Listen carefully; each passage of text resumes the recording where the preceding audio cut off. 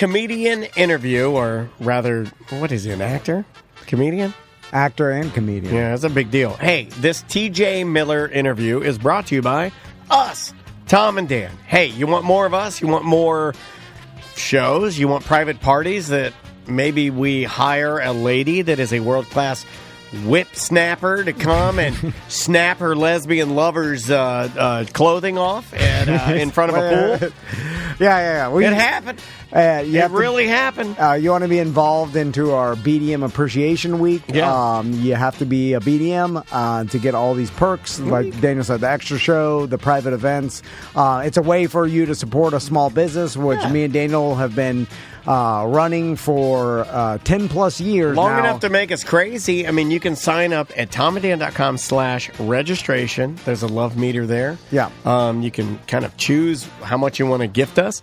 1095ers, I apologize. We've been trying hard to get those cards out. We'll get them all out. Yeah. I'm confident on that. Yeah. But like the one thing that I do like about the fact that they get kicked back is that you'll know that we fucking give a damn. Yeah, we remember you. We write your names down. We're doing it, because we do. We honestly do care about you guys, and you guys subscribing and being part of our family is very cool. And that's at tomandan.com. Yep. You can click subscribe, and then once you're in the system, you can have access to the BDM shows on our app. Just so it's super easy.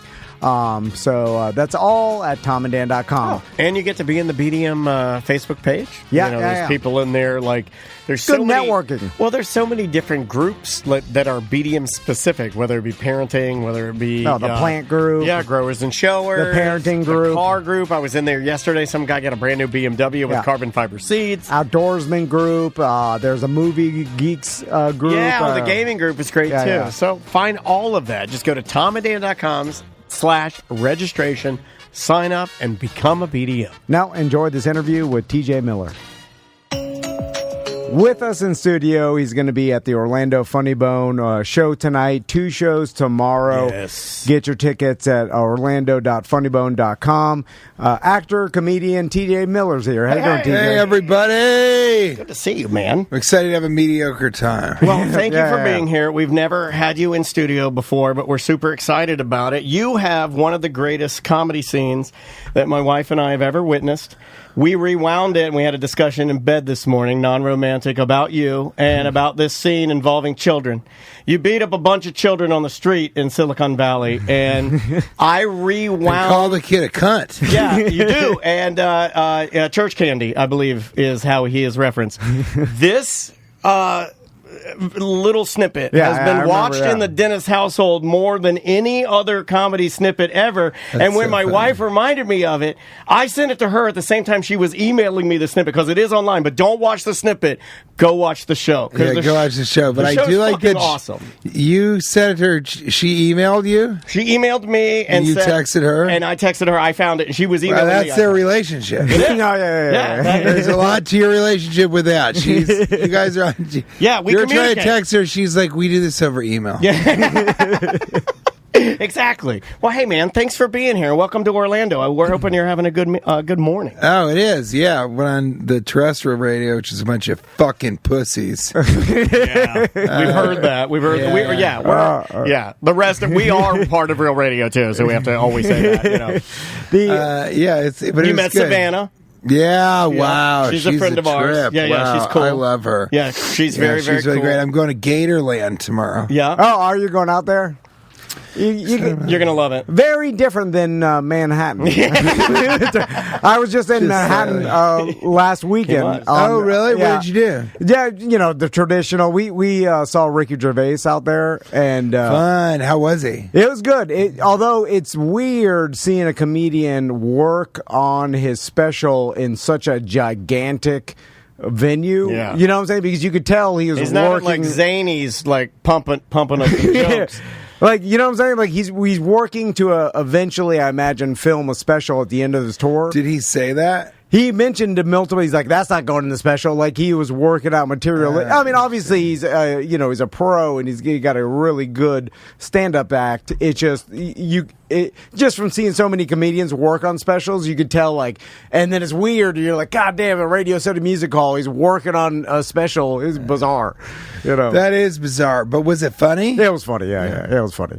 And he's really funny, but I always wonder, because I don't think he started as a stand-up. I think he was always like a sketch or something. Yeah. Or maybe a serious, or like he always strikes me like, or in recent years he's done some pretty dramatic stuff or blended comedy with drama. Yeah, and he'll get you. He's good at it. But I don't remember if The Office was the first thing that he did, or if it was something else. But I think he started off as an actor or something, and then just started doing stand-up. Yeah. And so I find that those people are not necessarily ever funny.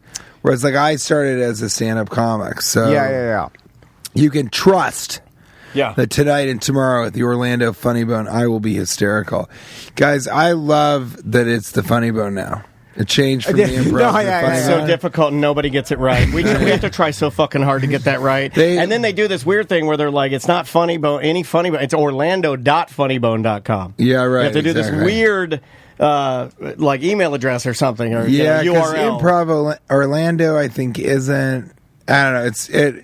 It's ridiculous. But the reason that I love it is that the improv never made any sense. It makes sense for me because I improvise almost the entire show. Well, that's what you're doing right now, right? It's the Crowdsourcer tour. Yeah, there you go. He grabbed his staff. I had to grab my cane, and I had a hip replacement. I should probably tell you that. Really? But I like that you're a sorcerer and that's your staff. It is. I've got it right here, and the beard and everything. So you improv most of your show?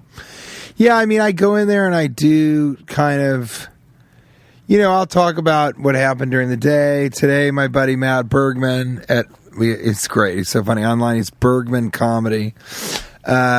And he has a gambling addiction, but only with horses. Tom has a gambling addiction. No bullshit, he has a gambling addiction. Do you really? Yeah, he really does. Not an addiction. I just love to do it, and I'll do anything to do it. There you go. Well said. You know what? That's a great way of I putting it. apologize. I'll steal your car radio to do it. That's what it's going to take. What do you gamble on? Do you Sports. Do you gamble on the ponies? No, because that seems like a slot machine. I really, feel like that's the real gamblers, though, the guys on the ponies. That's old world gambling. How could you tell? I mean, how do you know which one to pick? It's just random. I mean, I have a buddy who's an equestrian, and he trains horses. He lives in Wellington, Florida. His name is Tuck the Ruckus. And that's a great name. Isn't he great? Tuck the Ruckus. His wife calls him Michael, but she's a pussy. And I just texted him Orlando ! What if he just rides up on a horse? Like right out. Wouldn't that be amazing? That would be fucking awesome. And I jump on the back. That's how I get out of here every time. And then we wouldn't film it. We'd tell this over. Be like, yeah, right. No fucking way. That's TJ Miller. Call this horse friend. The Ruckus His came horse friend came and he went off. He said something about the cavalry. I can't even talk about it. He was Tuck the Ruckus and he rode through the doors and right out the back door. God, wouldn't that be amazing? You might hurt your... I don't want him to damage the pinball machine. No, not ours. We don't care. So he kind of knows about it. He knows a little bit about it. But so he would have educated guesses. But I don't know. I think, Matt Bergman kind of studies the horses. He kind of, what's their history? What else have they won? How are they doing? When's the last time they had an injury? So I think he does a little bit of research.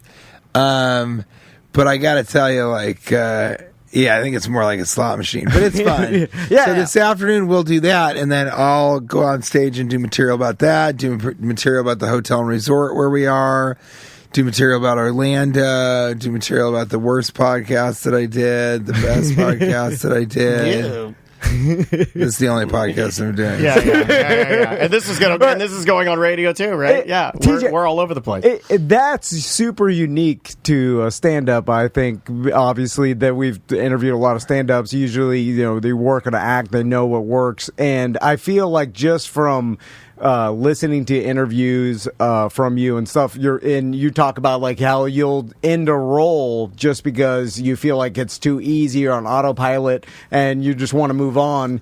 And I'm tired of slapping kids in college. Well, I mean, it kind of happened with that. This is role, going to be right? on the radio. Yeah. No, Well, no, I want to make that clear. No, make it this clear. won't. Because you've mentioned a couple times. I want to make it clear. Yeah. This is not just a podcast. It's also going to be on the radio. Yeah, thank you. I That's appreciate not- that. this I won't appreciate be. it. No, this will not Go ahead, be. continue. But did the role of Ehrlich, did it get a little that way?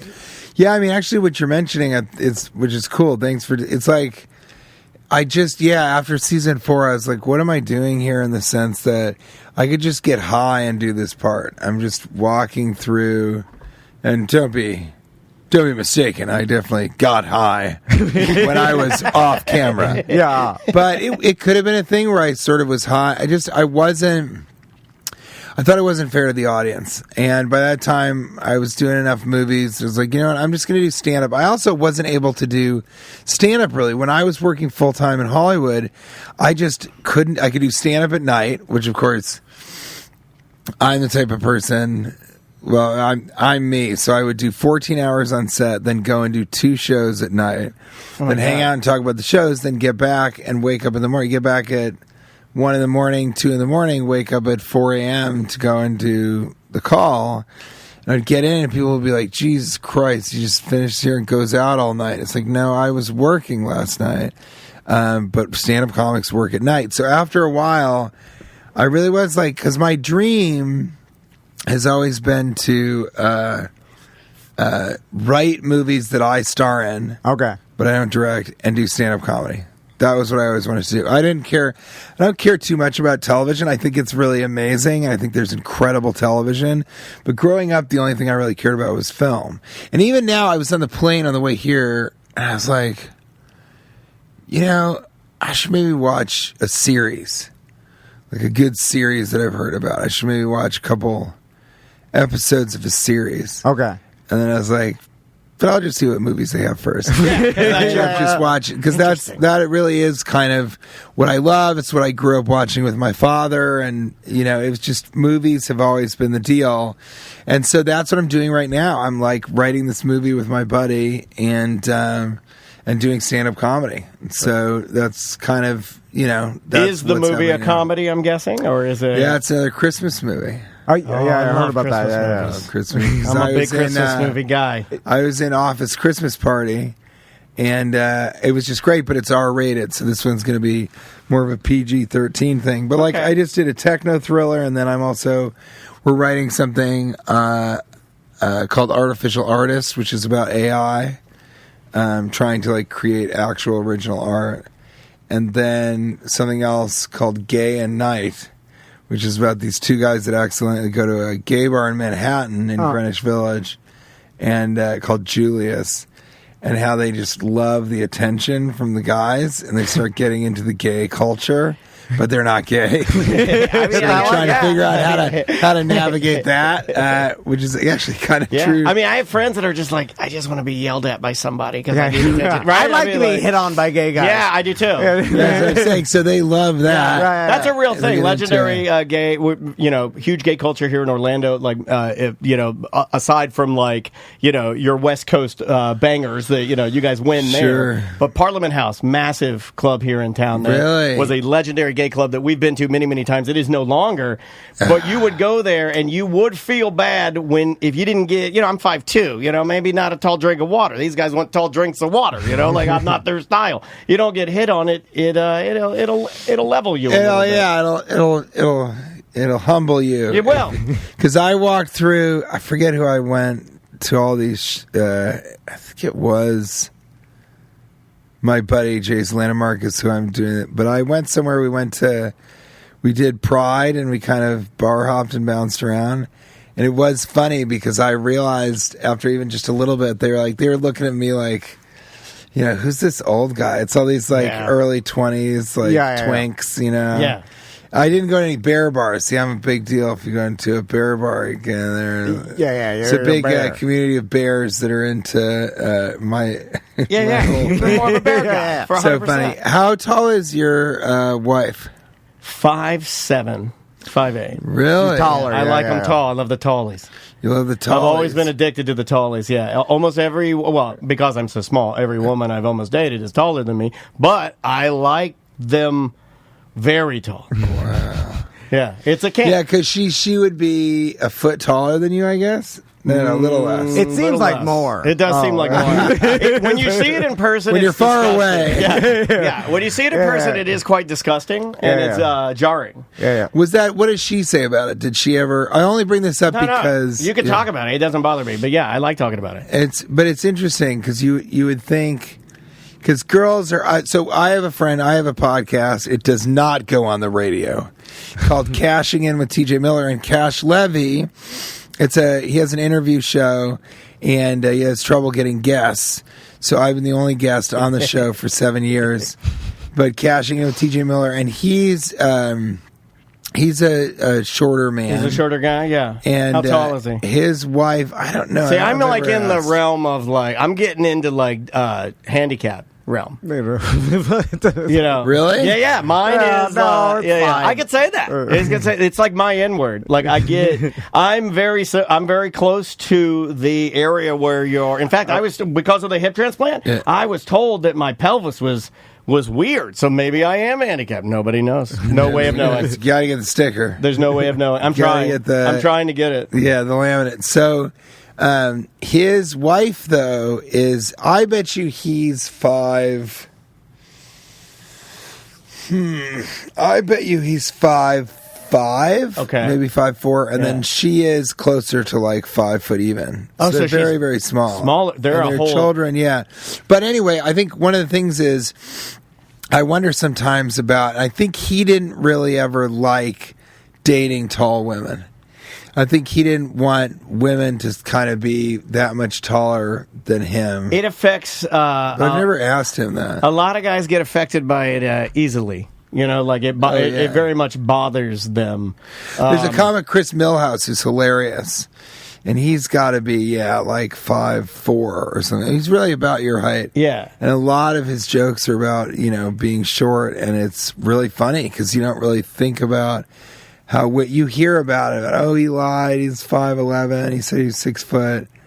You hear about it a lot, but you don't really hear, you don't meet many people where you're kind of like a lot of your dating pool is maybe not available. But how'd you meet your wife? I met her. She was doing radio at the same time Really? at a different radio station, and she was an intern for a morning show. So you never know because you're sitting down. Yeah. No one would know. No one would know. Yeah, yeah, Exactly. yeah. She didn't know. That's why she fell in love with me seated. And then on our wedding day, I stood up like the whale, like the whale. And she was like, you know what? No, Yes. it's not I knew a guy. We had a comedian in here. I won't say who it is, but he's a little guy. He's like 5'4". And the entire time he was here, he was bothered. Like, he would keep making, I was like, at some point, I'm just like, shut the fuck up about how small you are, man. Good Lord. And he wrote it on our wall in there. You know what I'm talking about. Yeah. He's like, and it's not Brad Williams, because Brad will joke about his, his height all the time. But this guy was actively, it was like the only thing he could talk about, which to me is weird. That's right. I actually think, it's not, Chris Millhouse is not like that at all, but it is something kind of to talk about because it is sort of affecting. I went in Savannah. First thing she said to me was, I didn't realize how tall you were. Yeah. Or something. And that always kind of How tall are you? takes me off. I'm like 6'3". Yeah. See, I thought you 6'2", looked 6'3". exactly how I pictured you. I was Really? like, That's so TJ interesting. Miller right there. Boom, 6'3". Yeah. You look 'cause- right that height. Yeah. And so Savannah's very tall. She's 6 foot.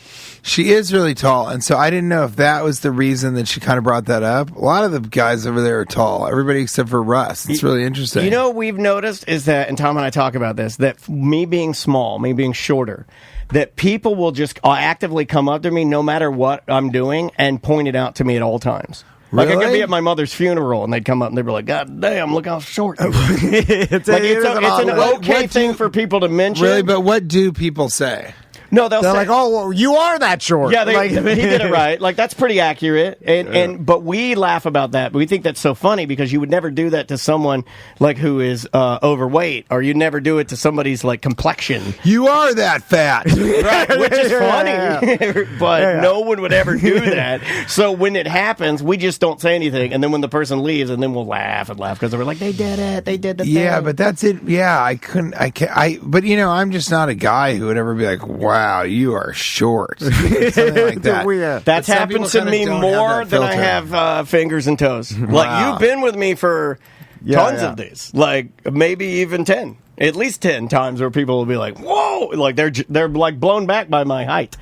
Like, whoa! It is. I think people just are awkward when they're meeting someone, so they say the wrong thing. You know, like, Yeah, so that's they true. bring up the wrong.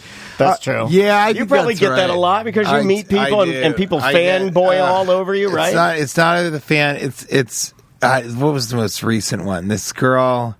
We went to a holiday party at the Comedy Cellar in Manhattan, in fact. Yeah.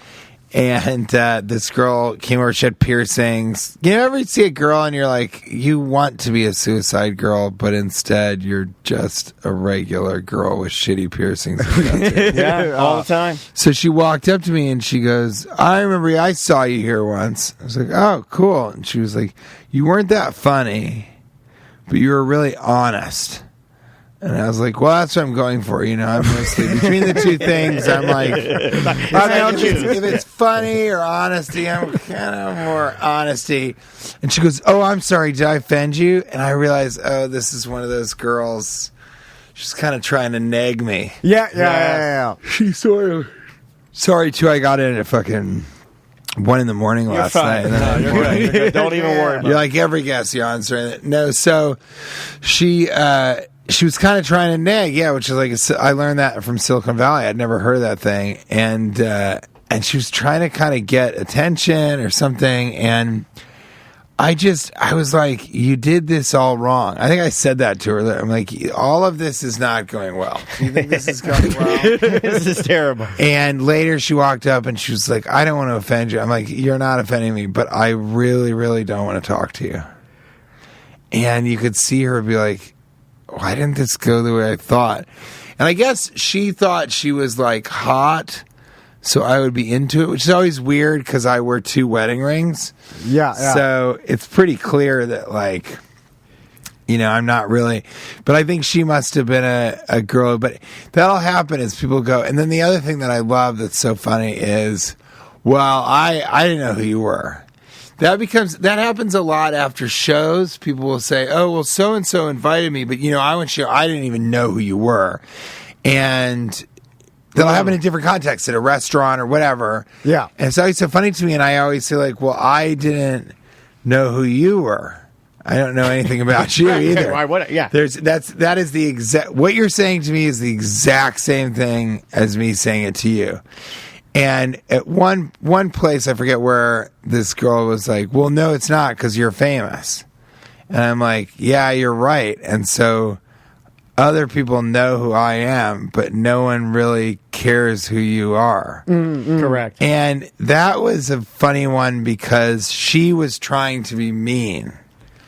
She it wasn't like, oh, geez, so cool to meet you. I just never knew who you. She was trying to be like, well, I didn't know who you were. Yeah. So I didn't even want to be talking to you, but my friend made me walk over here and talk to you. That's a weird. That is a weird thing. And that's the vibe. There's a weird vibe. And then I just kind of, when I said that, like, well, people don't want to know who you are. No one's going to send somebody over to talk to you. And I just saw her be like, this didn't go how I wanted. Which I think is what you guys are talking about. That sometimes fans or people will try and do an interaction, and then you sort of shut it down, and then they walk around and they're like, that didn't go how I wanted it to. I try not to do a lot of that because they know when we're playing. Like, you've done a lot of radio and you've done a lot of improv and stuff, and you want to fuck around with people and they want to fuck around with you, and they're not good at fucking around. So we try to take that with a big dose of, like, you're not good at fucking around. That's okay, and we're gonna move on. It's not going to be. what you're doing is not going to be funny because you're not, supposed to be funny or entertaining. So I let You don't practice it, right? They don't practice and it. I let almost everything go with a grain of salt. Kate will sometimes, that's my wife, Kate will sometimes be like kind of pissed. Yeah. Or she'll get angry about what they said or maybe how long they were talking. And I kind of try and tell her, like, this is their first time interacting with celebrity. It might be the only time they ever interact with celebrity. So, cut him some slack. And I think she just finds it offensive because she doesn't get a ton of time with me. Well, you're working a lot, and you enjoy working. Yeah, of course. But I'm used to it. So that's another thing. I almost have to, like, take her reaction with a grain of salt because I know that she's kind of going, God damn it. Like, I hate it when this happens. And I'm like, this happens to me every day, all the time. So, imagine my position. And then her thing is kind of like, well, you're used to it. I'm not. So it's very strange. I was asked about that, like earlier and in general. I get asked about it pretty often. What's your relationship with fame was the latest, like, fan question. And it's pretty dark. It's pretty dark. And you guys have one thing. Also, I respect radio so much because it's all improvisation. So you guys also are improvising for like hours at a long time. Yeah. A very long time. And you got to keep it going. You got to get to the next thing. Sure. But you guys have it a little bit better because, well, actually not anymore. I was just about to say because people don't see your face, but that's not true. Well, everything, like, the video component of this came, like, we just redid these cameras for the second time. That's a small portion of our audience. It is a small portion of our audience. We got in 2009 doing podcasting, like, when, like, Rogan and Maron were doing it. And now still the majority of our audience is still audio only. We love those guys, and they're very well trained to kind of get it that way. This is the kind of the newest part, but what you're saying is correct. People can go on there all the time, and we get a little bit of that on YouTube. You'll get the trolls or the people that'll be like, "Oh, I didn't know you look like that." Yeah. It's like, did you need to say that? It's like, it is a weird thing to insult the person you want to meet. I've always thought that is the person that you love. Right, you're connected to them. You're relating to them through a series of intimate, viewings that you had of a person playing a character, and you relate to it. You love it. You're right. TJ, just from sitting with you for the past 20 minutes, It has been a cool 20. No, Yeah, but it's one of the coolest 20s. I noticed. It's pretty cold in the studio. Sorry, I'm so No, sorry. I like that. Is that more you? It it gets hot under here, like with all the new computers, and I get very, very yeasty. But I'm picking up something, and tell me if I'm right or not. It's just that you strive for like a real interaction with people. Right, and like it seems, and this kind of ties into why you like improv so much, and why every show is a little bit different. It seems like having a planned hour that's executed every single night would bore you. Like, why would anyone want to be a sorcerer of a crowd? Right? Like, why would want to? Why? Because it sounds hard to a lot of people that don't know how to do that. And you just want a real interaction, real conversation. Like your brain is bored. You gotta take it way high, way high, and then back down. By just going through the motions, which a lot of people do. Some people live their whole life just going through the motions, and it seems like you are the exact opposite of that. Well, I think Lenny Bruce one time said, and he was like the first stand-up comedian of what we now know to be stand-up comedy. He said something that was really interesting, and he was talking not about improvising, but he did. He improvised a lot. But he was talking about sort of the order of things and doing the same order and doing the same words. And he just said he just couldn't do that. It would bore him to death. And I always remembered that, and this was far before I was doing stand-up, but I just always remembered that. And I think that's right. I think the problem is I'm a good enough improviser that I don't have to prepare or really spend that much time writing. The good thing is it's never the same. And I can always decide to do something else. That's why I like stand-up so much, is that it's completely up to you what you want to do. Like, recently, where was I? I think at this stand in New York City near Union Square in Manhattan. And I was like, all right, in my mind, I was like, all right, I'm going to do a very experimental set tonight, which means I can just do whatever the fuck I want. It needs to be funny, but it was going to be really bizarre. I don't remember the concepts necessarily. but I like the bizarre stuff. out of the man. blue, I love it.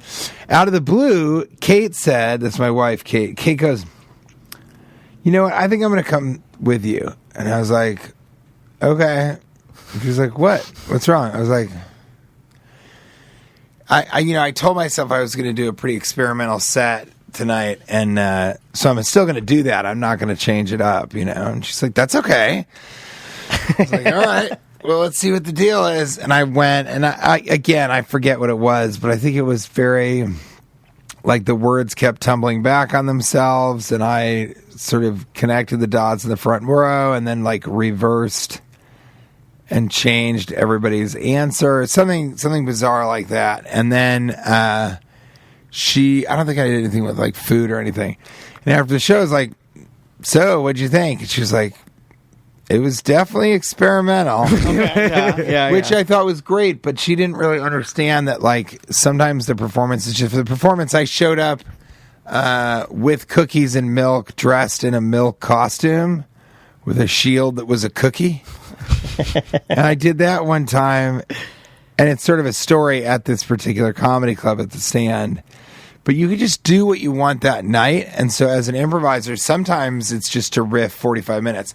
But what I don't do is I don't riff with a crowd that's not into it or not fun to riff with, or, doesn't get it. Or I won't go, "Well, this was my plan and I'm not going to ditch it."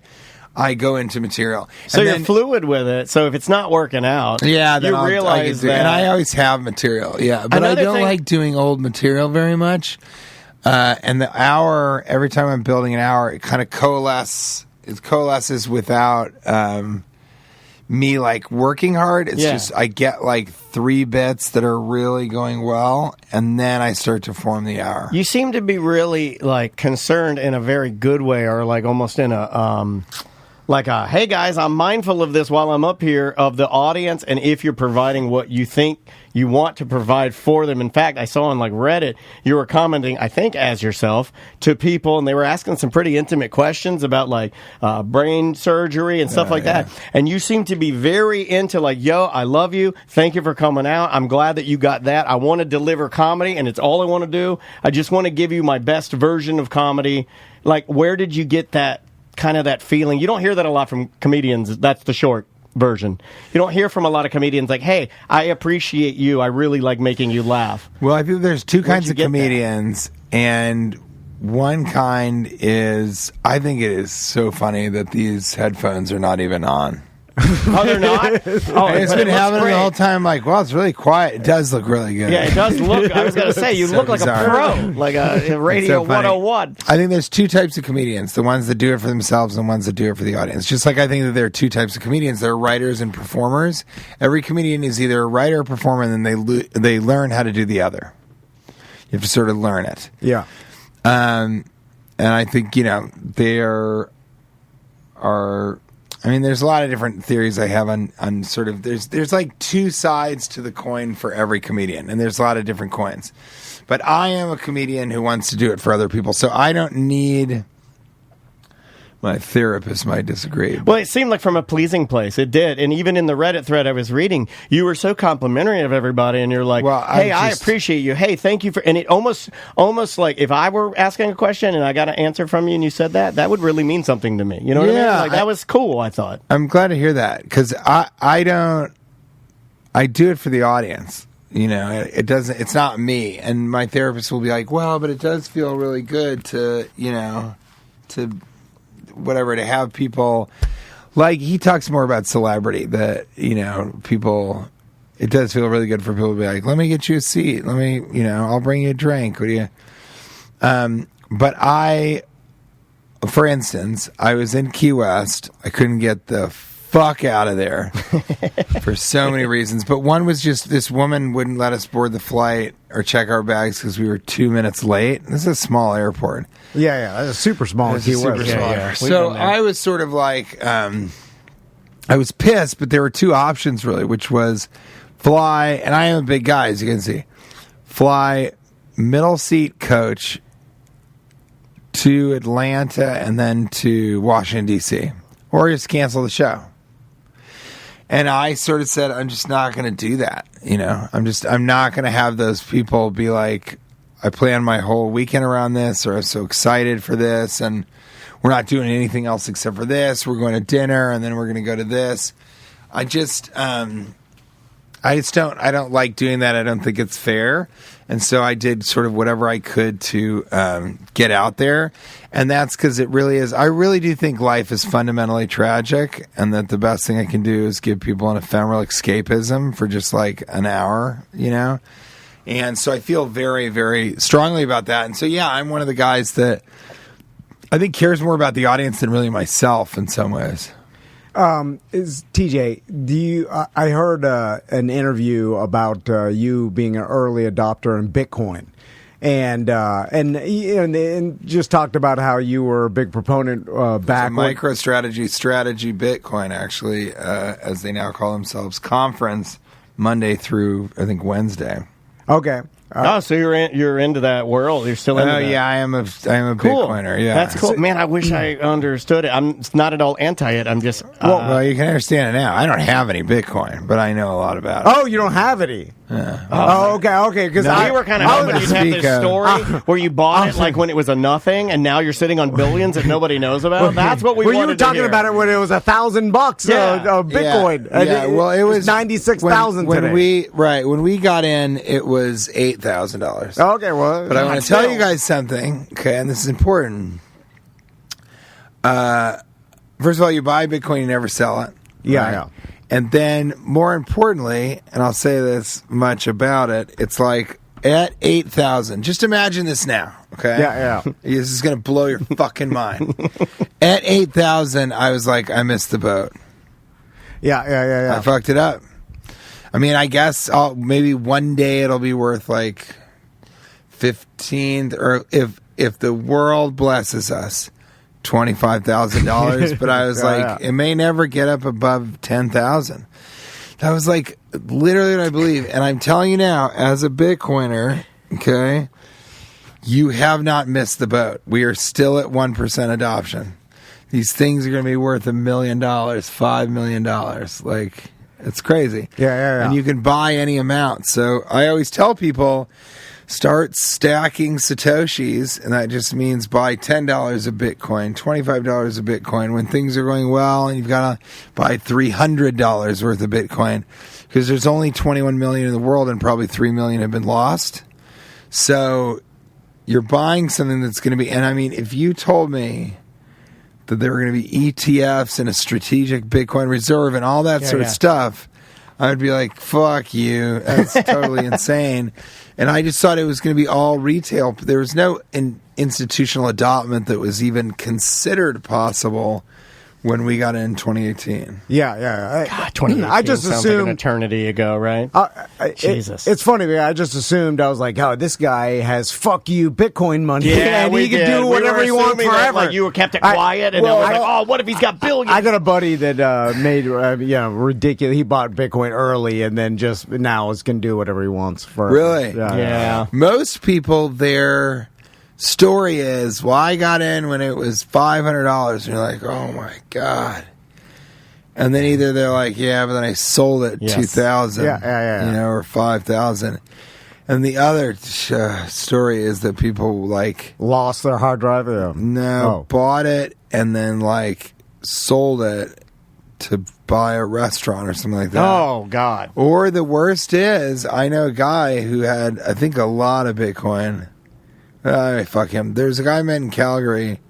I talked to him. He goes, this is really painful. He was such a sweet guy, whatever.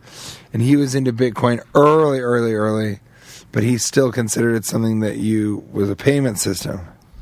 And so he paid 30,000 Bitcoin. Jesus. To buy all the office furniture in his office. So imagine if in 30,000 Bitcoin. Yeah. How many? So imagine if you were in like hundreds 2013 or something, right? And you decided we're going to do a podcast studio, and so you spend $30,000, 30,000 Bitcoin. Right. To you're doing the numbers get together on that? you're living the dream. Yeah, well, these guys did it. These are our founders. So these guys gave us some money, and then we bought our soundproofing tiles, and we bought carpet, and we bought a nice couch, and we bought we should. And then the founders, is that yeah, they feel forgotten now. These guys. We did this years ago to start this studio, and now they're like bitching at us. That's They're like, $2.8 billion. oh my God, $2.8 billion for office furniture. Holy smokes! And there's half an NFL team. And he said, yeah, I remember he said it would be worth like $1 billion. And he said, he was like, that's why Bitcoiners are so cheap, because they're trying to just build their Bitcoin back up. But that would be really, really difficult. I mean, to realize you could be a billionaire right now, but that's what he paid, because it was, I think this is how early he was in. I think a Bitcoin must have been worth like 50 cents. Yeah. You know, probably wasn't worth. And then there's other people where you're like, oh my God, you must be so rich. You bought when it was only $5,000 or something. Well, if it's $5,000, you didn't buy 100 of them or something. Yeah. You can't Right. do that. You No can't one do has 500 grand to. So it's really the OG Bitcoiners, or people that Believed in it so much Right. as a long yeah, term. but also made money. And when it was $1,000, they were building, and then 5, and then at 10, and at 15, maybe had the money to be able to buy like a whole coin here and a whole coin there, because once you get, most human beings will never be a whole coiner, and most millionaires will never have a coin. So it's really, really hard to build to a full coin. But it's interesting because, you know, we wouldn't have really understood kind of, let me put it this way. When it was at $8,000, okay, if I tell my business managers or my family, Yeah. whatever, that I was going to buy 100 Bitcoin, that would be insane. They'd Yeah. be like, you're crazy. Yeah. I didn't have that money. But like, you know, that. So at $8,000 at that time, buying one Bitcoin was really risky. And Yeah. everyone around you was like, you're fucking crazy. Yeah. To spend $8,000 on a thing that's not real. Right. So most people, when they got in at $1,000, you would think, "Oh fuck, $1,000? That's 100 times their money." Well, they only bought $3,000 worth. Yeah. Now that's a lot of money. That's $300,000. Yeah. But what I'm saying is, at $1,000, you have to go back in time to the mentality and understand that you would have been actually insane. Remember, this is that time in 2014 or something. Yeah. Or whatever it was. It would have been. No, it kind of would have been like 2014. If it was $1,000, it would have seemed insane to every single person you knew. Not a lot of people. Every single person, for you to buy 10 Bitcoins. Yeah. And you also, unless you were crazy and totally into it and understood it, you also would have been crazy. You would have just been a person that, you would have been a fool, actually. Yeah. You would have been a fool to put $10,000 into something that just, to most people on earth, was just like buying dirt or to dust nothing. or something. So most people don't have like 50 coins or something, which to me, I mean, even, that's the thing. It's like, even 50 coins is like, it's a lot, but it's like $5 million sort of. Yeah. So that's not really fuck you money, depending on how you live. If you live in Dayton, Ohio, Right. that is fuck you money. Yeah. huge. In Manhattan, that's Not so bad. That's bad, you know. In Manhattan, you can buy a really nice apartment, but you still need to be conservative about how often Yes. you eat out. Yeah. You know what I'm saying? I mean, really, I'm not Right. joking. Yeah. And so there's a component of that too, where it's like, I live in Manhattan. We have a penthouse. It's 2 stories. We have 2 terraces. We're living fucking gangster, you know? But, you know, I don't have, I sometimes am like, maybe I'll take a Revel instead. Or I bicycle everywhere because I don't want to spend money on. Do you really? Like Kate does. Kate Well, you just have your priorities straight. Maybe you want a Yeah. nice place in Manhattan, and that's Exactly what you want. When Kate has to take Revels, and her excuses are right. It's like when it's cold, it doesn't make sense for her to do it. If she's coming back from her studio and it's late at night, it's like it's dangerous in Right. New York right now for sure. But I bicycle to save money. I do all these badass. things that I think a lot of other people. Because if I bicycle, I pay $200 a year or something. My funny friend who writes because you for just The rent them Daily and you Show. pick them up wherever you need them, right? Yeah, it's amazing. Yeah, those are cool. But my funny friend he's such a dick, and he's like, I mean, how often do you ride the subway? And I was like, I don't know. I mean, I'm out of town a lot, so I guess. And if I'm going to places like twice, it's only $3. You can subway 100 times. You can ride the subway 100 times. And if you ride this many times, I'm like, yeah, but you're not. First of all, you're not getting any exercise. No, And that's true. second of all, like bicycling is cool and it's faster than the subway by far. But I do things like that where I like I thought about, I didn't do it because my mother died like 3 weeks ago.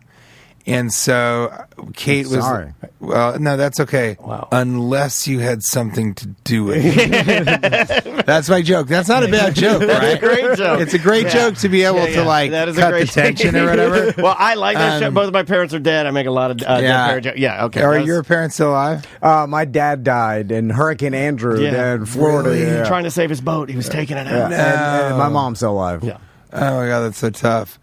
I don't know if I'm allowed to say it on here, but Oh, the chat room loved that joke. They said Dan will love that joke. But yeah, that's even they, before. They but guessed. there's something I'm not going to say on here, but there's something you guys have probably heard.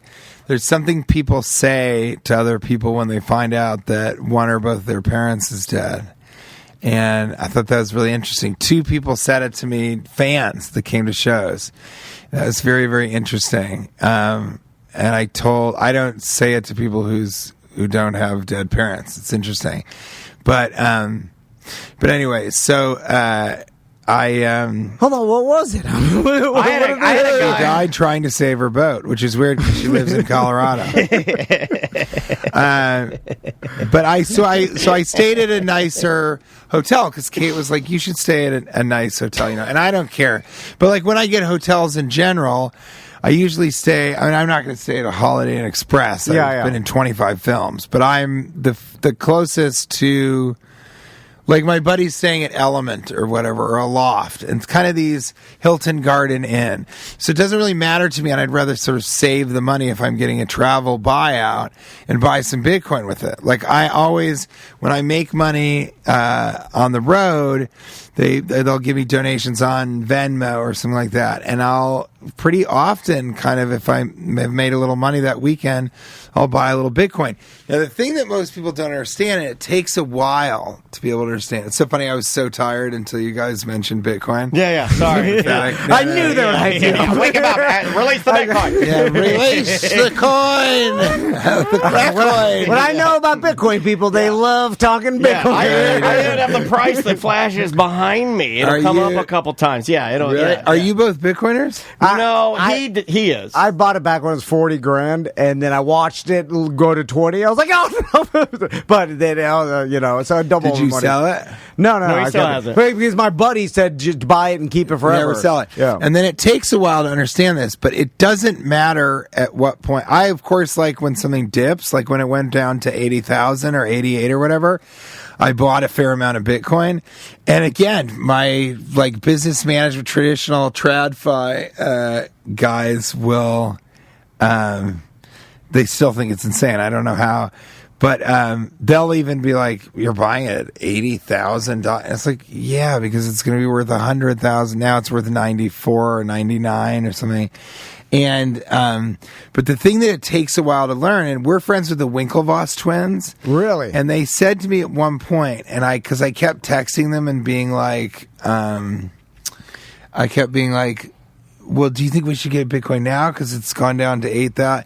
And they just kept saying it's never a bad time to buy Bitcoin. As my Bitcoin Always buy buddy says. Bitcoin. It's Logic Man Andy. Do you call him Bitcoin Buddy? I wouldn't It's a call Logic him Man. Baby. My Bitcoin. I've got my BB. a lot of Watch out. You'll shoot Actually, your no, eye I out did. with my BB. I actually do kind of like it now that you. I like it. My Bitcoin Buddy. Bit buddy. And And so it takes a while to understand that you should buy it at the top, at the bottom, at the whatever, because you're not selling it anyway. Yeah. And yes, you want more value. And yes, in my mind, I have a credit card from Gemini, the Winklevoss twins. That's their exchange. Whoa. I have a credit card from, and whenever you swipe something, you get a little bit of Bitcoin that's or cool. Ethereum or whatever you're into. But I'm mostly a Bitcoiner. My wife is a Bitcoin maximalist. She's a maxi. And so she thinks you should only own Bitcoin because we held a lot of Ethereum and still do. Because we know another set of twins, the Michigan twins, and they're ETH maxis. So they only hold Ethereum. Is But- it twin specific to the certain? It seems like all the geniuses in this area takes two brains that are the That's same. pretty neat, though. It's cool that you have two sets of twins that both are specific to certain types of just certain- Bitcoin. yeah, it That's is. fucking awesome. It's really funny. And weird. It seems like all the smartest people I know and then I'm like, well, I'll just follow them. Because right. I'm not that smart. They know more than me. But so they said, it's always a good time to buy Bitcoin. And it took me many years to understand that. And so now I'll just buy it when I have money to buy Bitcoin. But yeah, if I see like a dip or suddenly it's going to make its way. I don't know if this cycle, every cycle, they're like, we're going to break 200,000, 250,000. But now we've got some really weird things going on with Trump, who of course is just a fucking lecherous man. But His sons are like the czar of Bitcoin, right? yeah, they're really trying to do that. And Yeah. I don't know what, but I think that they... Regardless of what you think about it helped the price when he was like, there was like one day when he was like, Bitcoin! Yeah. And then it was like No, I was- 108,000. I was there. I was Yeah. and the idea, and I've tried to explain this to my wife, but the idea that he was like, we're gonna have a strategic Bitcoin reserve. Then it went up. Then, which is fantastic. Then you're right. It went up when he said, hey, Bitcoin went really up when he said strategic reserve. It had already gone up from the ETFs. And it's like, now you'd kind of have to be a fool. Like, for the first time, I went to our stockbroker and wealth guy, and I was like, we want to sell some stuff. I'd rather not sell cryptocurrency, but I also don't want to like sell Apple stock or something. And he weirdly was like, let me move some stuff around and figure some stuff out with capital gains and all that shit. He was like, but with what's going on right now, I don't think you should sell cryptocurrency. That was the first time I've ever heard him say that. Uh-oh. And he bought some, and I bet you he probably diversified his portfolio and bought like $20,000 worth of Bitcoin or something. And now I was telling him about it. I'm the reason that he probably did it. I was telling him that like 4 years ago, I'm sure. And so that was the first time that somebody said from that world, like, no, this is not a mistake. Hold. Yeah, Sounds like validation Yeah. for something you've been. It was, but I didn't really need it. I just was like, wow, the tides have turned. Sorry, we're headed in a new direction. But I try to explain to Kate that like, if the United States starts buying Bitcoin, which they're going to, because if you're the United States and you printed all this fake money, why the fuck not buy like 1 million Bitcoin? That's a lot of money, obviously. Sure. But it's like, you do have $1 trillion. So I don't think you're going to buy, I don't think you're buying 1 million Bitcoin, but you can probably buy, MicroStrategy holds 500,000 Bitcoin. So they own 1/40th essentially of all Bitcoin in the world that there ever will be, and they're not going to sell it. Yeah. They'll just leverage against it. And so there's this very bizarre situation that I explained to Kate, which is if the United States started buying Bitcoin, then Russia and China and Europe, everybody so it would be an arms race. It's of an Bitcoin. all-in, yeah. If that happened, then immediately every Bitcoin would make its way to $5 million, $10 million, and that would be in our lifetime. That would be weird. So a Bitcoin and maybe something will replace it, but a Bitcoin in our lifetime in 30 years or something, forget what they said, but it was like in 2039. Is that it? 2039, it'll be worth $5 million a coin. I've heard that. And I think 2031, when they say this a lot, but like to me, 2031, that's 6 years from now. So I'll be 40 now, I'll be in my late 40s. And I could see it in 2031 being worth $1 million or earlier. And if it was worth $1 million, then I could see what you're talking about with like, if it's worth $1 million and somebody has like 10 or 12 of that's so much money. I know inflation's going to fuck that up a little bit, but it's like even in Manhattan, if you have $10 million, then you don't have to ride the bicycle. You're not going to take a limo everywhere, but you're going to sort of be, and with $10 million in Manhattan, it's like you can kind of, you wouldn't, but you can kind of own your home outright and not need a mortgage, really. Now, you can't own like a mansion or something, but you can own a 3-bedroom apartment or something like that and not have a mortgage, and you could sort of, your living expenses would freeing be done. money on the back end of not having to pay for stuff. But here, can I say one more funny thing? And it's not about Bitcoin. So I said this is so fascinating. So our business management is they handle really big clients. Like, I'm not saying this is a client, but like A-list celebrities. Yeah, like Vin Diesel, who has a bunch of, or Ryan Reynolds, just like big franchise A-listers. Yeah, right. Yeah. So not just an A-lister, because there are a lot of great people, but they don't have franchises. Yeah, yeah.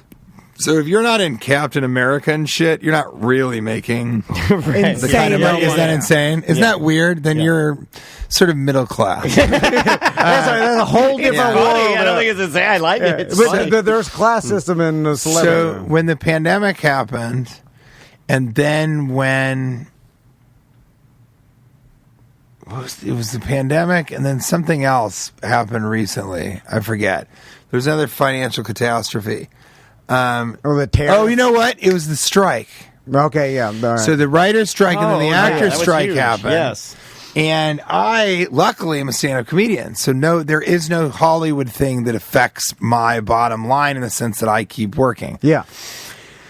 When the strike happened, I was like, well, some of these people, it's not that big of a deal, you would think like a Chris, what the fuck is his name? The Galaxy Quest guy?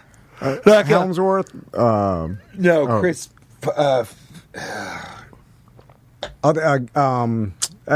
he's like boring and Midwestern, and he looks like, and he was in Guardians of the Galaxy. The Guardians of the Galaxy, Star-Lord. You're talking about the guy that's religious. He's a religious guy. Chris Pine. Yeah, he is religious. Yeah. Whatever. The fucking that guy.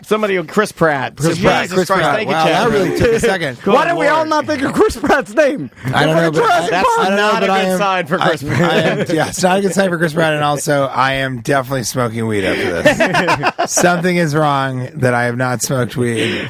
That's because I probably didn't get high last night. So here's the deal. I think of a guy like that as like he has the money to pull a parachute completely in his life, or to ride something out, right? Yeah. Completely. So not him, but what I found out from my business managers is they're like, I mean, we gotta, we've had to have some really hard conversations with people. And I'm like, yeah, but a lot of the people you represent, are you ready for this? Because none of us would have thought of this. They were like, no, I mean, we're talking about, selling houses that have, because mortgages are too high and they're getting rid of cars and stuff. And so you never think about this, but these people, they do exactly what we do because it's America. So there are people that are making $10 million a year that are carrying debt, that own properties. And because when you get to that level, we actually live with people that are like this. So when you get to that level, you have an apartment, a 5-bedroom penthouse apartment in Paris. Yeah. And then you just love Tokyo. So you have just a little 3-bedroom apartment in Tokyo. You're buying these places because in your mind you're going to flip them and then you're going to get the money from them. So they're investments.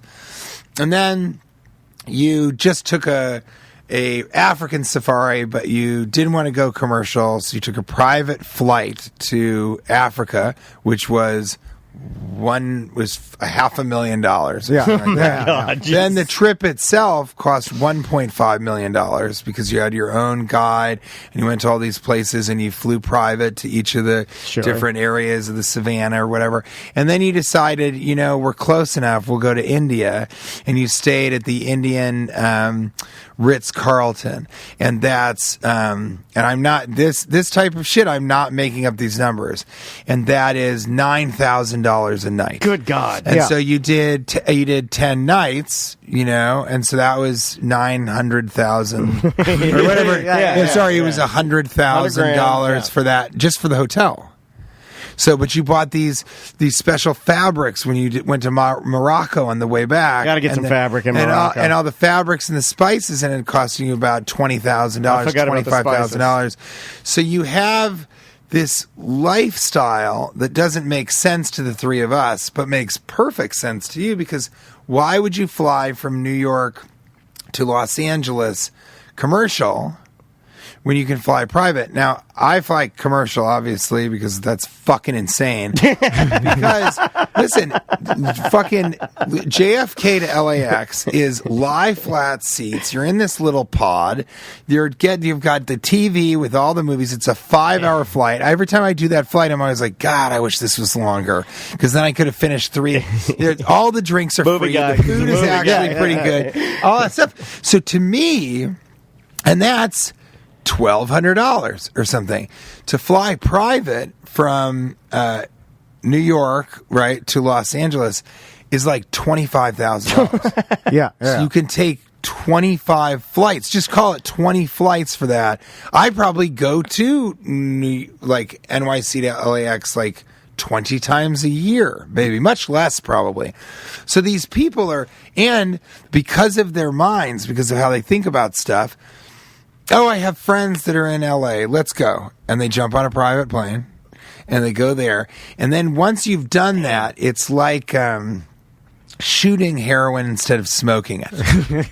So you don't go back. Nobody's shooting heroin and is like, you know what? This weekend, let's smoke it. It doesn't feel as good that you just don't do that because you've gotten the sort of private plane. And in not Los Angeles, in the United States, it's so status obsessed.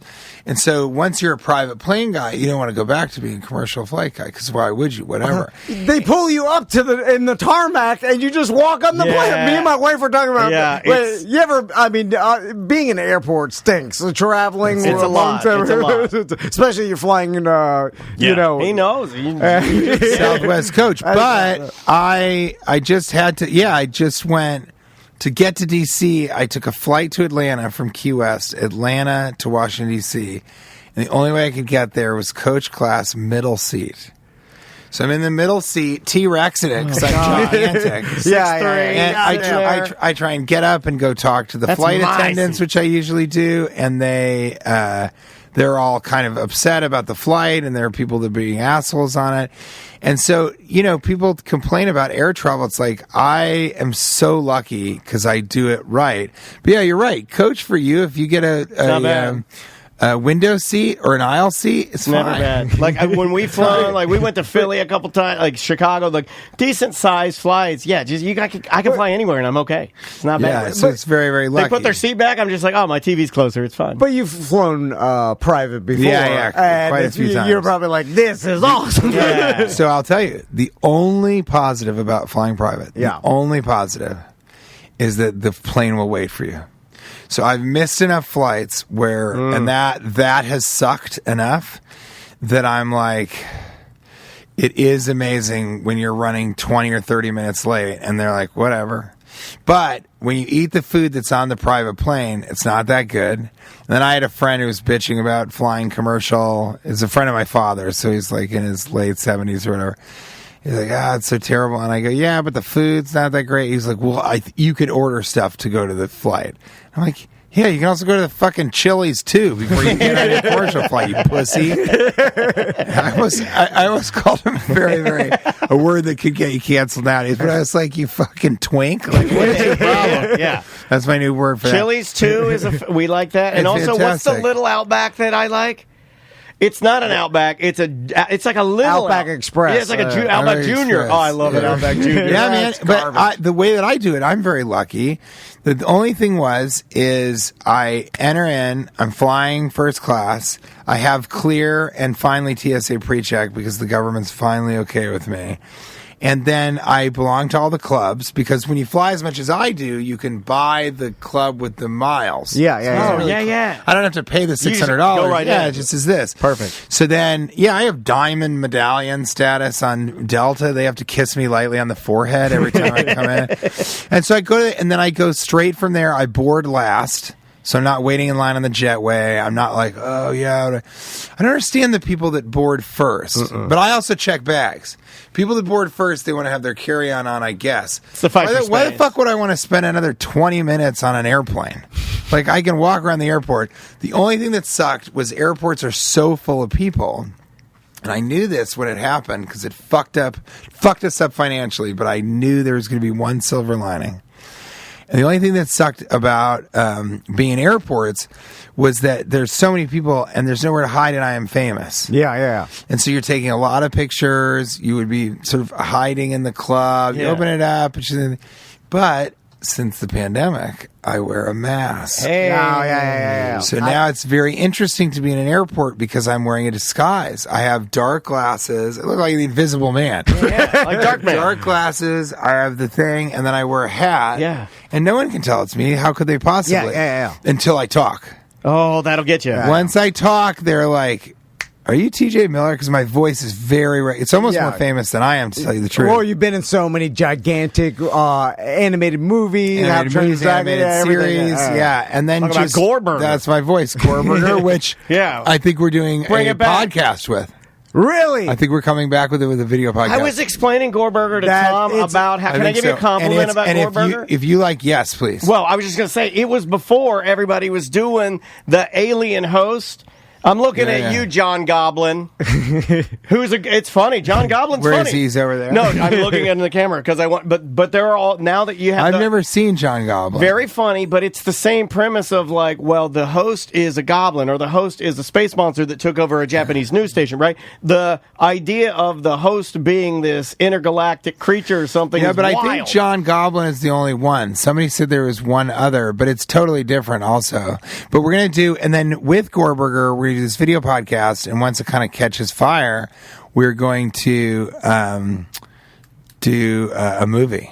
Oh, 'Cause that'd the be good. people that I think we're doing it with are like very fucking cool. was They're that very really fucking cool. 2012? Yeah, totally. I It think. doesn't. I went back and I found some episodes and we were watching it, and it holds So up. good. It's awesome, and Yeah, it's it's so and good. it's something that like because I love absurd, like I love the craziest, weirdest Yeah. stuff, and it's so well done, like Yeah, all it's that. so fun. It's the director brothers and Sean Boyle and Ryan Chavez and Nick Vatterott was writing, and Oh, I'm glad it's coming I back. mean it's really really exciting. But the people that we're I think going to do it with, if you like horror films, we stopped. We gotta get this guy outta here. We stopped talking about Bitcoin. Have you heard AI is going to figure out the Bitcoin chain and then we'll ruin it? He's back in. He's back in. That's how I got scared. I was like, oh shit, AI is smarter than everything. Yeah, man, we'll see about all that. Oh, no. But so it's interesting. So, well, if you like horror films, then one of the best horror films of the last little while, we might be doing it with them. So I'm excited about that because I think that kind of sort of matches what's going on. And then, so we, how do I say this? It's like, I did forget what I was talking about. It's totally fine. It's totally fine. Well, about the Goreburger podcast. Gore and, podcast. Oh, just also that I become this kind of invisible man because I was talking about my voice. Oh, yeah. Become this invisible man. See, we're having fun, so we're moving so quickly.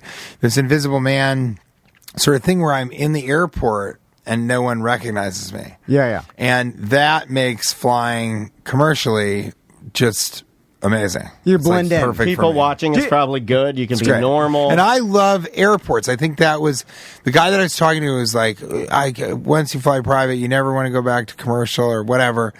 And I said to him, like, I find he just hated airports. He just didn't want to. He was such a snob. He is a snob, but he just hated airports, and he can't believe it. It's like airports really I find fascinating. Like, I like America. I think America's really interesting, but airports you really get to see like all different types of people, and here's how people are dressing, and they're all different ages, and they have kids or they don't have kids. And then when you're on the flight, there's interesting people, but you don't have to really talk to anybody on the flight. So I end up on the flight just like getting work done, thankfully. And so I really like the traveling, and I like kind of going all over. And the other thing that I like, and this blows people's minds in New York and Los Angeles and everything, I really like Florida. I think Florida is really, really interesting. I think it's interesting the different places from Miami to Jacksonville. Completely It's different. Such different. I mean, you can't even believe it. I went to Key West for the first time. I Yeah. thought that was fascinating and difficult to stay sober. That's a wild place. It's yeah. wild. You can get in some trouble there. You can take it easy if you want to. You can relax, or you can get into trouble. I call it the See gay some Bahamas. history. yeah, it's like the gay Bahamas. Was there a lot of gay people? Yeah, just and get out of there. there's a bar that Tom and I have frequented before. There's a bar called it's Eden Bar, right? Yeah.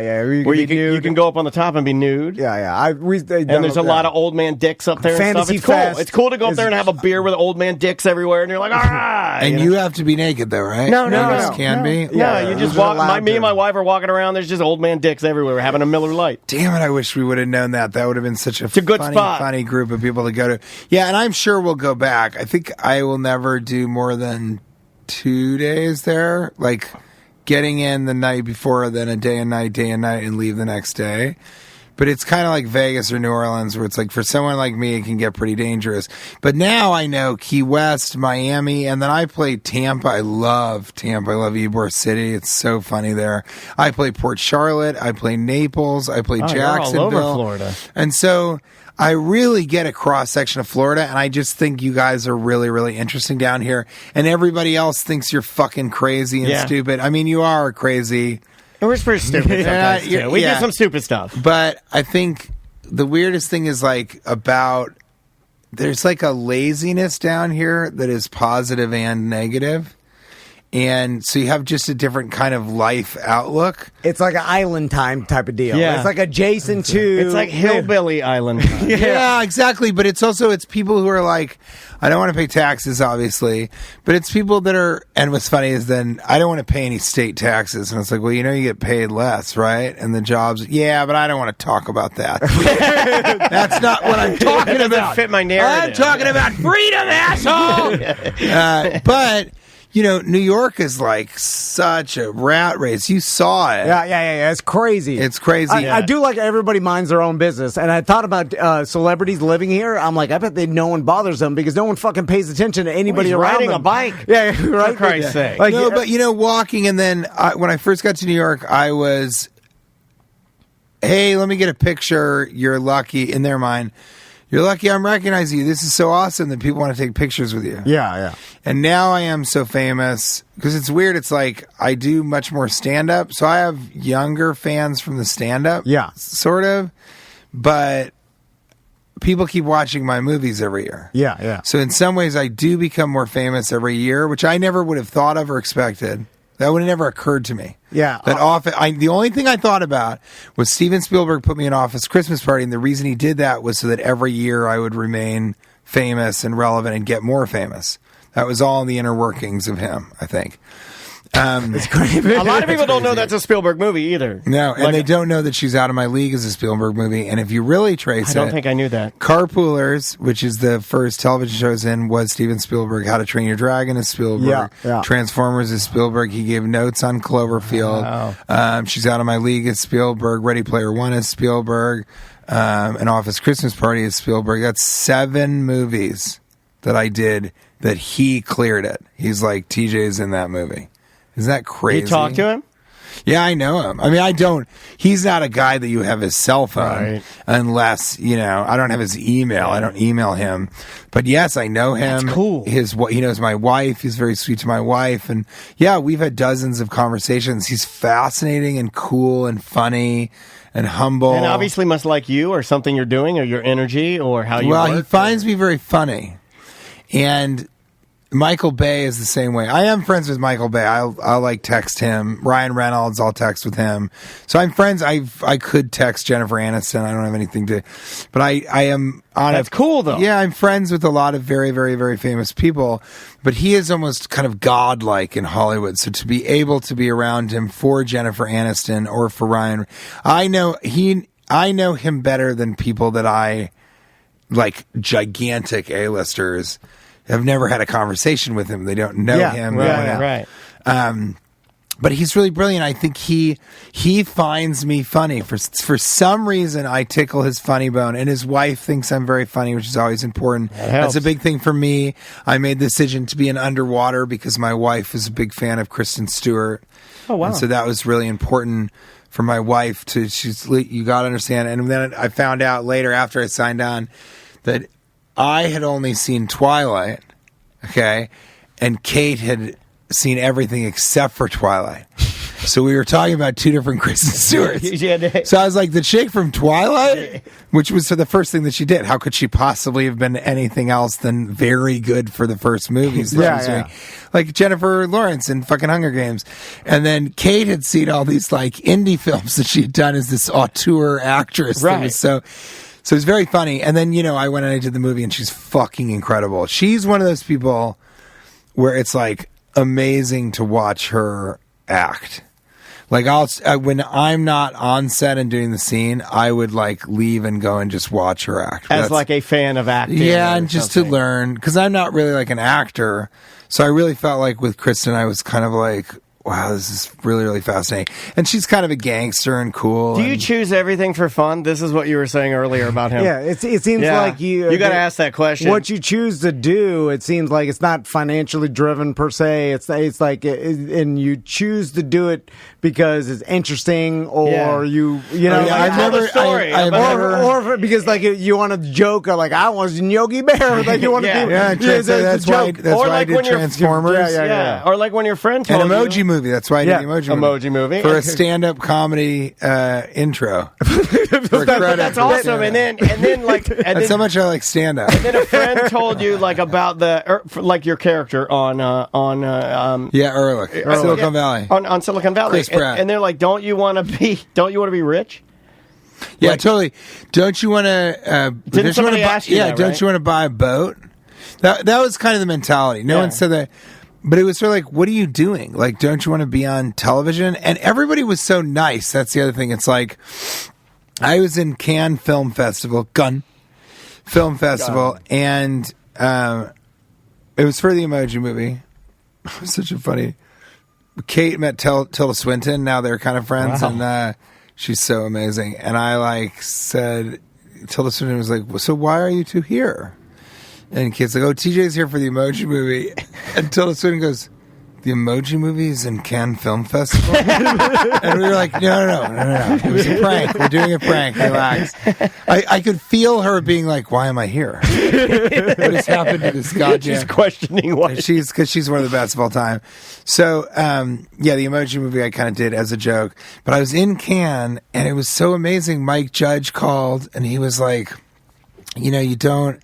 have to do. We had this idea for you and Jin Yang, sort of going to China and being on the dark web, and I just was like, I got to do the next. Like, it's so funny to end this way, and he's so fascinating. He kind of said, in some ways I'm jealous because I'd like to go and do something else. He didn't mean he didn't love Silicon Valley. Sure. He just meant that he wanted to like. I don't know. He just likes to do new things. Well, go back and watch the ending. I don't want to spoil it. The show's good enough to go back what he's referencing of the character and how he kind of and how I sort of exit. But when I saw that, it's awesome. It's a great ending. Exit. Yeah. But then Clay Tarver, who's a brilliant guy, and was a writer and then directed a lot. He called and was like, dude, just make my life easier. Just come and do Ehrlich, and you're so funny. He was so nice. And then HBO called me, Amy Gravitt, and it was just so cool. She just was like, you know, I don't want to not see Ehrlich on screen. I just don't want to. She says, I don't want to live in a world where Ehrlich isn't on TV. I said, that was so nice. And she was like, well, would you be open to a season finale thing? And I was like, Amy, the funniest way for this to end is exactly how it's ending. Just, the show is amazing. You've got these incredible people. She was so amazing. You held your ground, though, on it, right? Yeah, but I think it was really, really incredible for HBO and these two guys to say, like, we would really like you to stay on in any capacity almost. Sure. And I think in some ways, yeah, they didn't believe that I would actually step away. Maybe they thought I was bluffing, but it wasn't. And maybe they thought, it's interesting too, because they didn't offer me, I was talking to Jim Norton about this recently on his new show. And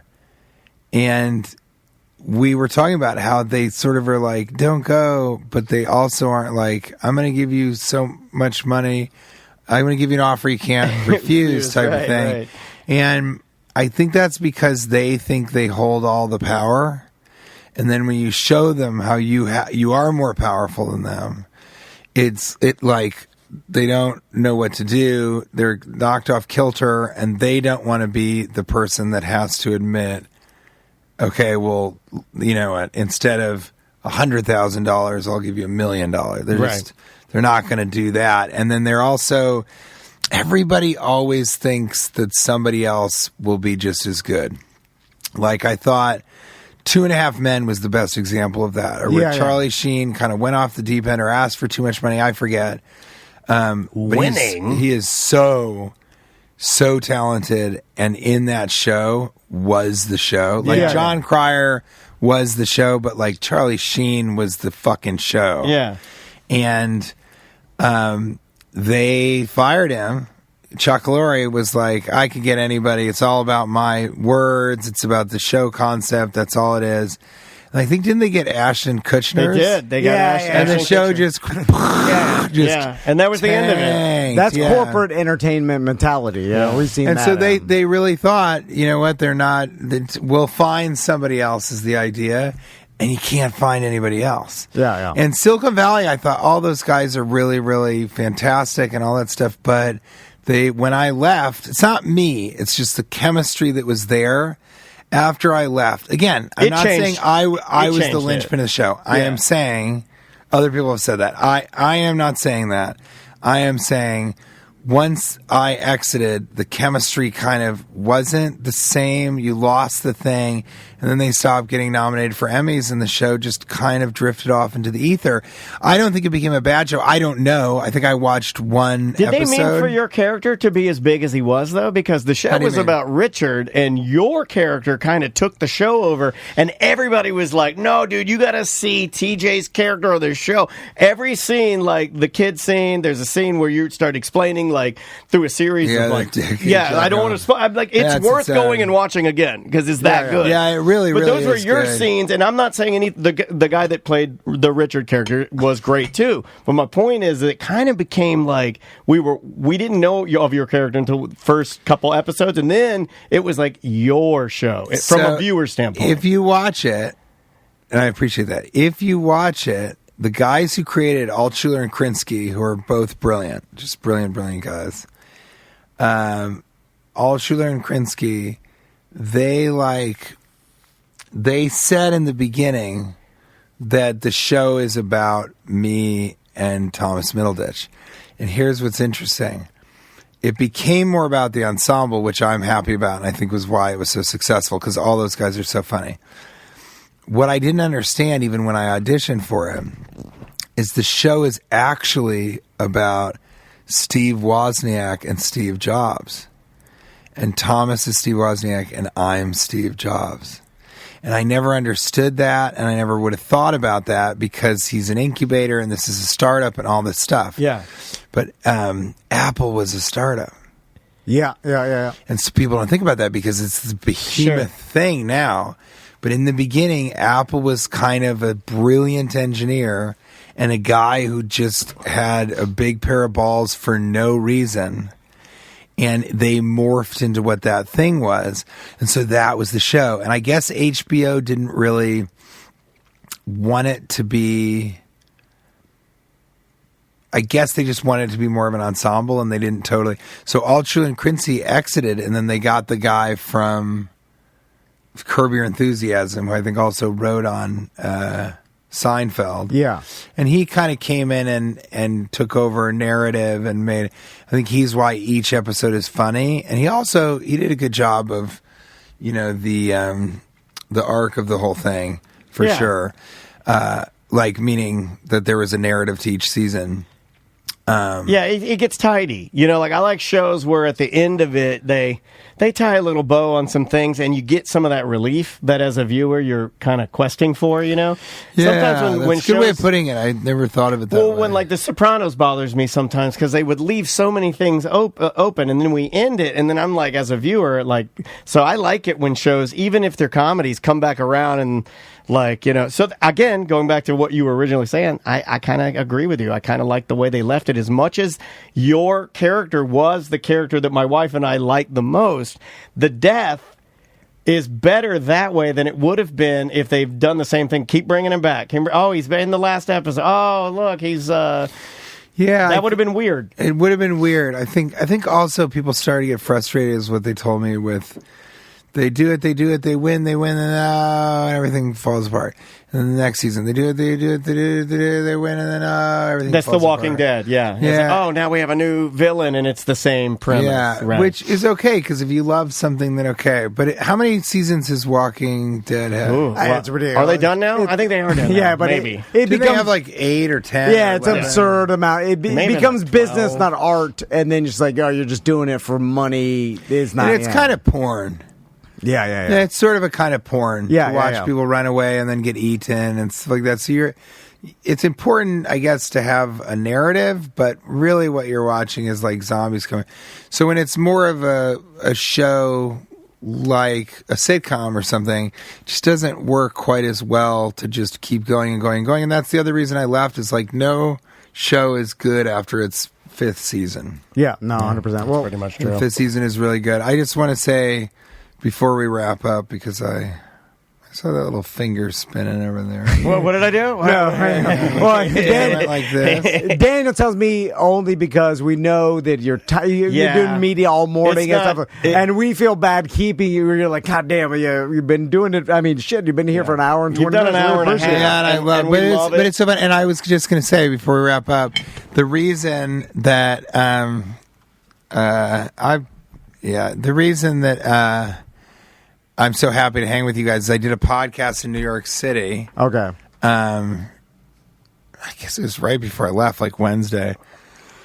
And it was the worst experience. And I have very few, I'm so but I sorry. did it because there's a comedian that I really like. He's really funny, and he does other stuff besides comedy. He does sort of, just shit that I do outside of stand-up, but still entertainment. And the podcast was like so arduous. It was like some of the hardest work because of the status anxiety. And there's just this one guy who would have been the you Okay. of that podcast. And he was so much status anxiety and so much like, what do you mean? What do you mean? And it was so bad because I had to like keep leaning into being like, well, no, I mean, you're right. You're absolutely right with that one. Or I would wait and he'd say something that wasn't that funny and be like, yeah, exactly. And it's just so rare that you interact with people in this world. And it just reminded me of like people who are in radio, like real radio or real podcasters. Sure. It's just a pleasure because it's just a conversation. Yeah. It's just hanging out. And usually, for the most part, in my experience, when I do radio, when I do podcasts, you're just sort of hanging out, unless it's Adam Carolla, and then you're just trying to figure out what the fuck he is talking about and how much he's going to suddenly get down on himself and others. But it was just a pleasure to kind of talk with you guys, and I broke this. No, No, that's been no, broken. yeah, No, that's a magnet. No, you broke nothing. Well, TJ, It's been a pleasure having you break that. I do. You didn't break that. I do now kind of get a glimpse on why Steven Spielberg likes you. Yeah. Because it's I like you that you when we say things. No, you're fine. You're fine. Yeah, when we yeah. say things, though, you actually take them in and listen to them. I appreciate that. Yeah. You know, like when we say, you're very interesting and a real person. I Yeah. appreciate it. Thank you, I man. appreciated. Well, I having think a conversation. comedically, kind of with you guys, and this is why people like people on radio. But I think comedically, people like my stand-up as well as my acting stuff, because you can kind of see through it to who I am. Yeah. So you kind of watching this character, and you're like, oh, okay, he sounds different, looks different, whatever, but still kind of me. And I think people are like, that's a good dude. Because I do think I could have a drink with almost anybody and just listen to them talk. And often when I get on these things, you guys asked a lot of questions, a lot of great questions. But I'll sometimes get on an interview show or something like that and just end up asking them. That's why I like Gorberger so much. Because Gorberger, I get to really ask people stuff. You were doing that on Corolla. We just, Yeah. I saw we you were checking that out. You started reversing and you interviewing Corolla, asking him because you're like, this guy loves talking about himself. I'm just gonna ask him watch questions, and then he'll do the work. Yeah. I kind of saw that interaction with you. You're like, I'm gonna switch and this he interview. totally. I was like, I want to come back and ask you more questions, and I was like, sure, yeah. I like that. I like that more than asking you. we're talking about you. Well, TJ, thanks so Thank you, much. man. for coming Thanks, by, man. I guys. appreciate it. Orlando Improv Yeah. tonight and tomorrow. Yeah. Orlando.funnybone.com. Get your Boom. tickets. Yep. One show tonight, two show Funny tomorrow. Bone, that's right. It's the Funny Bone. Yeah, now. funny Yeah, man. yeah, It's fine. yeah. It's fine. We took care of it. Guys, we will see you on the Friday Free Show, which I'm just going to put this on hold because All we'll right. be right back. Bye.